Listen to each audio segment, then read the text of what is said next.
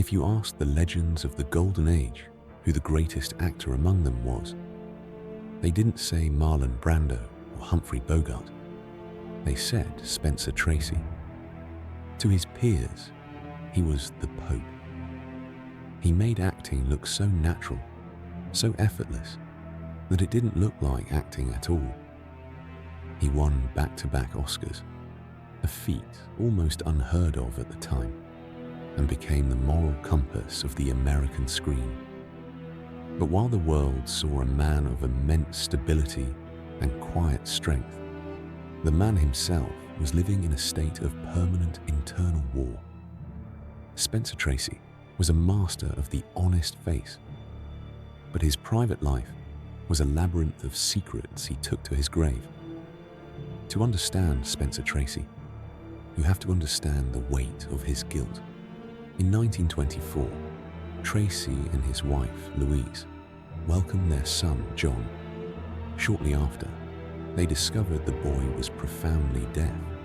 In the 1920s, the world was a cruel place for the disabled, and Tracy, a devout, traditional Catholic, was devastated. He didn't just feel pity, he felt responsible.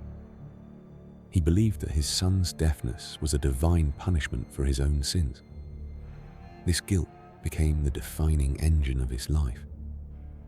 It was the reason he could never truly be happy, and it was the reason he spent the rest of his life trying to outrun himself. His marriage to Louise became a formal arrangement of respect rather than romance. Because of his Catholic faith, divorce was never an option. He remained legally married to her until the day he died, even though they lived separate lives for decades. This man of integrity was living a double life from the very start. To cope with the pressure of his career and the darkness of his guilt, Tracy turned to the bottle. He wasn't a social drinker. He was a legendary binge drinker.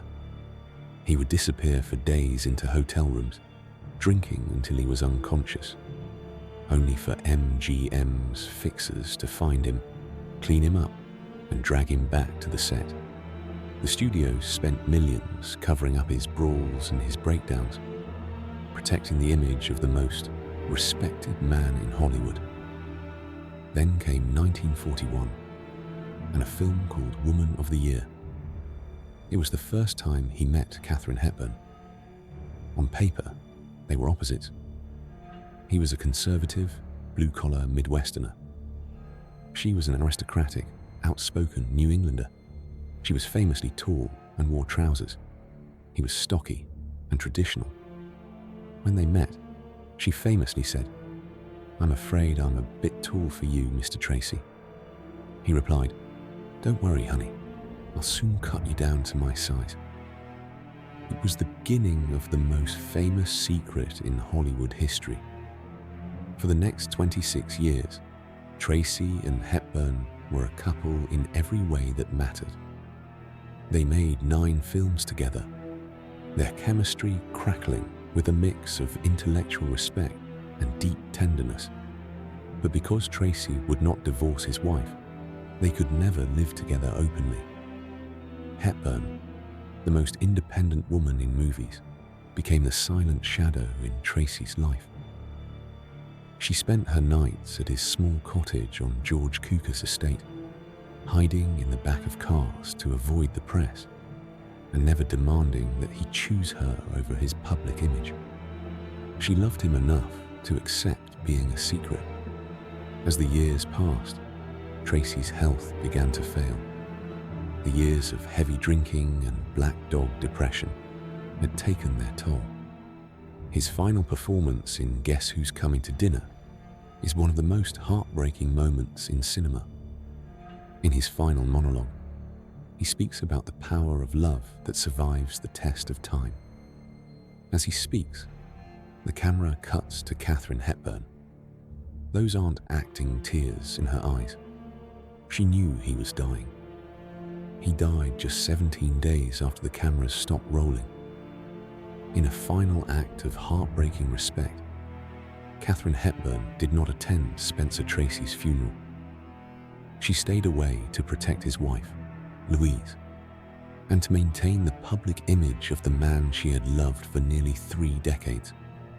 She waited until Louise passed away years later before she ever spoke publicly about their relationship. Spencer Tracy was a man who lived in the grey area between faith and desire, between public respect and private pain. He proved that you can be the most honest man on the screen while living a life built on necessary lies. He wasn't a saint, and he wasn't a villain. He was a human being who found the only peace he ever knew in the eyes of a woman he could never call his wife, and in the craft of acting that allowed him, if only for a few hours, to be someone else. Rest in peace, Spencer. The curtain has finally fallen, and the secrets are yours to keep.